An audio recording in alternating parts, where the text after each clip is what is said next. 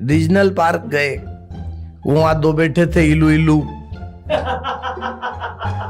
Police आ गई। Police वाले ने कहा क्यों, शादीशुदा हो? बोले हाँ शादीशुदा है।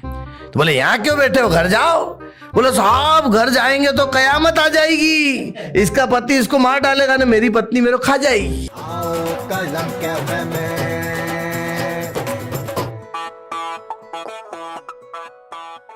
दोस्तों नमस्कार, मैं हाथ से कवि अतुल वाला फिर आपके साथ में हूँ, क्योंकि शाम की 5 बज चुके हैं और आप और हम इस वक्त मौजूद हैं कलम कैफे में। दोस्तों जैसा कि आप जानते हैं हंसना जीवन में बहुत जरूरी है, इसलिए आज जो मेहमान हमारे कैफे में आए हैं वो ऐसे शख्स हैं जो हास्य व्यंग्य के बड़े कवि तो हैं, प्रोफेसर हैं, डॉक्टर हैं, लेकिन उनकी बातों से आपके चेहरों पर मुस्कुराहट आती है, ये 100% है। तो मैं बिना किसी लंबी भूमिका के आपकी तालियों के बीच आवाज देना चाहता हूं देश के बड़े व्यंग्यकार, बड़े हास्य कवि डॉक्टर श्याम सुंदर पलोल जी को। जोरदार तालियों से आह्वान करें डॉक्टर श्याम सुंदर पलोल जी।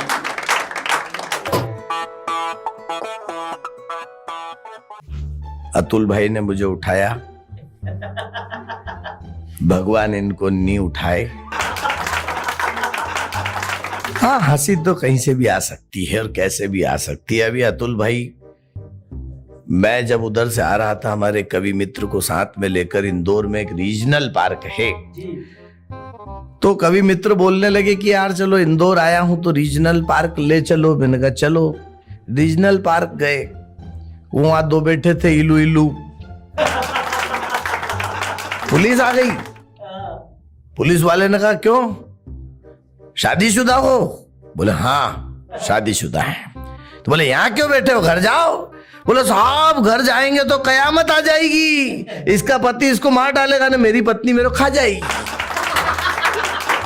बड़ी बड़ी विचित्र स्थितियां हैं देश में, मगर कोई कवि कहता है कि जिसकी हस्ती जिंदा है, जिसकी मस्ती जिंदा है, उसकी हस्ती जिंदा है, वरना कुछ लोगों को देखकर लगता है जबरदस्ती जिंदा है। हाँ, फोकटी तनाव पाल लेते हैं। वो मैं घर से निकला तो जुम्मन चाचा सिर पे हाथ धर के बैठे था। मैंने कहा चाचा क्या हुआ? बोले यार डॉक्टर साहब एक न एक दिन में मरूंगा। मैंने कहा इसमें कौन सी नई बात है, जो आया है उसको जाना है, जो बना है वो फना है, तो इसमें टेंशन पालने की क्या जरूरत है? बोले डॉक्टर साहब एक न एक दिन आप भी मरोगे। मैंने कहा इसमें क्या नई बात है यार जुम्मन चाचा, है? और मरने से क्या डरना, मृत्यु क्या है? वस्त्र बदलना, कुछ पल का विश्राम। साथियों जीवन तो एक अखंड पर्व है, साधारण त्योहार नहीं है, लेकिन ये एक अटल सत्य है कि मरने से डरने वाले को जीने का अधिकार नहीं है। जुम्मन चाचा कहाँ टेंशन पालते हो? अरे मैंने कहा तुमको टेंशन किस बात का है? नहीं मैं सोच रहा था कि जो आखिरी में मरेगा उसको कब्रिस्तान कौन लेके जाएगा। फोकट ही टेंशन पाल रहे हैं। मैं इधर आ रहा था तो वो 3-4 छोरे आ गए, भारत पाकिस्तान का टेंशन ले लिया। मैंने कहा वो पाकिस्तान क्या टेंशन पालना किसी का भी यार, है? उनको कभी अपने अमित शाह का सपना आ जाए तो रात की 2 बजे नींद में चौंक के उठ जाए, और कभी जितनी उनकी कुल रक्षा बजट है ना, इतने का तो अपने यहाँ राऊ के चौराहे पे लोग चिलम फूंक देते हैं। फोकट ही टेंशन पालते हैं। वो हिंदुस्तान पाकिस्तान की बॉर्डर पर एक मुर्गी ने अंडा दिया, लड़ने लगे दोनों देश के सैनिक। बोला अंडा हमारा, बोले अंडा हमारा। एक रास्ता निकाला, बोले 1 मिनट में जो सबसे ज्यादा चांटे मारेगा अंडा उसका। पहले हिंदुस्तानी सैनिक का नंबर आया, उसने 1 मिनट में 32 चनकट धरे। अब पाकिस्तान का सैनिक बोले भाईजान मेरे को आपको 1 मिनट में 33 चांटे मारना। बोले काहे के चांटे मारना, अंडा ले जा। अरे अपनी देशभक्ति तो ऐसे भी हो जाती है, किसी भी तरह से अपनी देशभक्ति हो सकती है, और नहीं तो ये सिर फिरे लोग तो न जाने क्या क्या। और देखिए एक बात आपको बता दूं, मुझे इस कलम कैफे में अतुल भाई ने काम दिया है आपके होठों की मुस्कुराहट को कायम रखने का, क्योंकि रुलाने के लिए तो आपके सगे रिश्तेदार ही काफी है। भाई भाई का नहीं होता है। चेहरे पर मुस्कान दिलों में खाई नहीं देते हैं, करने को हिसाब पाई पाई नहीं देते हैं। आज करेंगे पिताजी वसीयत दौलत की, इसलिए इकट्ठे हम चारों भाई नहीं रहते हैं। वो स्थिति पूरे देश में है, मगर फिर भी हंसना ही हमारी जिंदगी का मकसद होना चाहिए और उस मकसद को लेकर हम निरंतर आगे बढ़े, यही तो उद्देश्य है। अब क्या है, फोकटी न जाने कैसी कैसी स्थितियां निर्मित हो जाती है। अतुल भाई, वो एक सच घटना पर आपको एक व्यंग रचना सुनाता हूं। दादाजी अपने पोते को सड़क पर कैसे चलना ये बता रहे थे।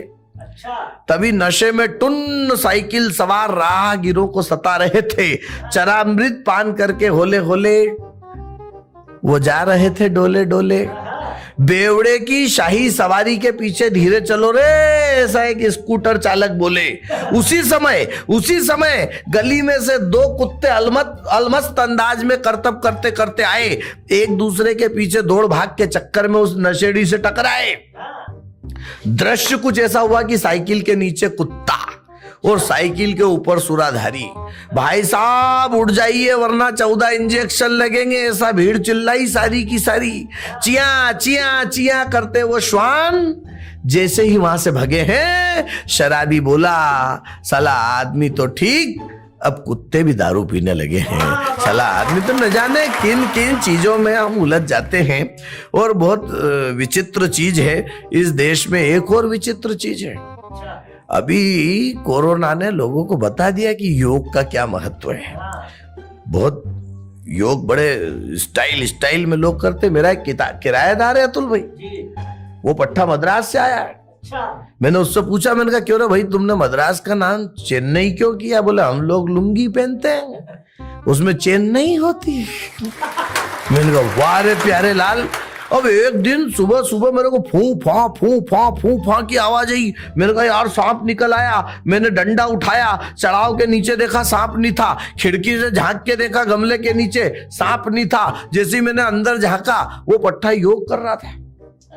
मैंने कहा ये कोई योग करने की जगह है? पीछे राम मंदिर के बगीचे में योग किया कर। सर मैं राम मंदिर के बगीचे में ही योग किया करता था, पर दरअसल मेरे को लोगों ने मिलकर मारा है। अरे मैंने कहा तेरे को मारा है क्यों? बोले मैंने लुंगी पहन के शीर्षासन कर दिया।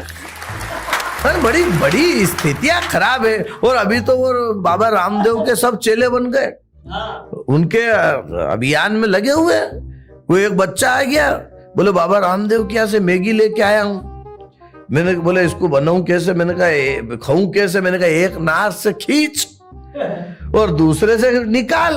बड़ी अरे अच्छा, मेरी तो एक बात आपको बता दूं, एक मेरे खास मित्र के साथ जो सच घटना घटित हुई, उस पर मैं आपको एक व्यंग रचना आखिरी सुनाकर अपने प्राण त्याग दूंगा। बाबा रामदेव के योग में गजब की पीड़ा है। बाबा रामदेव के योग में गजब की पीड़ा है। मेरा मित्र सौमित्र उनसे भयंकर चिढ़ा है। इस बात का खुलासा करते करते उसका चेहरा नम था। बाबा के कारण दादाजी चले गए, इस बात का उसको गम था। हमने पूछा क्या हुआ भाई, कैसे हुआ यह सब? रुआं से भरे स्वर में वह बोल रहा था, तब रात को तो दादाजी अच्छे थे, खाना खाया साथ में, किसी तरह का रोग नहीं था उनकी कायनात में। बात सुबह की है, नल आए तब हम पानी भर रहे थे। उधर दादाजी बाबा का चैनल देखकर योग कर रहे थे। रामदेव बाबा ने कहा सांस अंदर खींचो, उन्होंने खींची। अरे टीवी देखकर योग कर रहे थे, इसलिए आंखें भी नहीं मीची। आंखें फेर दी, प्राण पखेरु उड़ते ही उनके होठ भिचा गए। लाइट क्या गई मेरे दोस्त, दादाजी ऊपर खिंचा गए, लाइट क्या गई मेरे। और इन पंक्तियों के साथ मैं आपसे विदा लेना चाहता हूं। एक ही बात कि हमेशा हर खिले फूल पर नाम आपका लिखा, हमको कांटे मिले हैं चुभन के लिए, और आपके ओठों पर सागर मचलता रहा, हम तरसते रहे आचमन के लिए। जय हिंद, जय भारत। बहुत बहुत धन्यवाद। ये थे डॉक्टर श्याम सुंदर पलोल जी। आप हमेशा हमारा साथ होते हैं इस वक्त कलम कैफे में। आपको हमारा कार्यक्रम अच्छा लगता है तो ज्यादा से ज्यादा लाइक कीजिएगा, कमेंट कीजिएगा और शेयर कीजिएगा। और देखना ना भूलें प्रतिदिन शाम 5 बजे कलम कैफे, जहां हम हर रोज एक हिंदुस्तान की ऐसी हस्ती को लेकर आपके बीच में आते हैं जो कहीं हंसी ठहाकों की बात करते हैं तो कहीं चिंतन की बात करते हैं। कुल मिलाकर हमारा मकसद आपका मनोरंजन करना है, आपको चिंतन तक पहुंचाना है। अगर आपको कार्यक्रम अच्छा लगे तो हमारे चैनल को ज्यादा से ज्यादा सब्सक्राइब कीजिएगा, फॉलो कीजिएगा। इसी तरह हमसे जुड़े रहिए। मिलते हैं कल शाम फिर 5 बजे। तब तक के लिए गुड बाय।